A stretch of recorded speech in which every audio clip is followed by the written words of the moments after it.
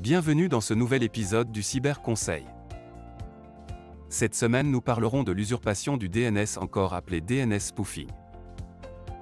Le DNS est un système mondial permettant de convertir les noms de domaine en adresses IP. Ce processus est appelé résolution de nom.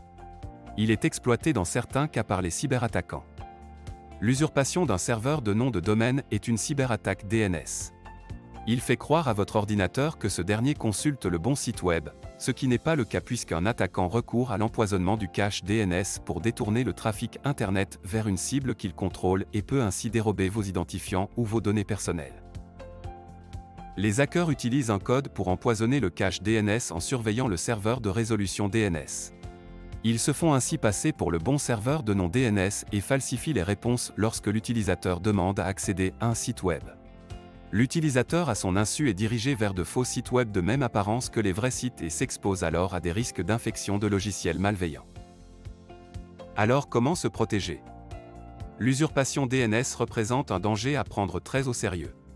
Il existe toute une série de mesures offrant une protection efficace contre l'usurpation DNS.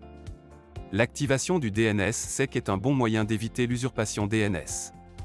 Vous devez être vigilant dans votre habitude de navigation en ligne. Ne cliquez en aucun cas sur un lien qui ne vous est pas familier et exécutez régulièrement des analyses anti-programmes malveillantes sur votre ordinateur. Limitez les requêtes récursives pour vous prémunir des attaques d'empoisonnement ciblées.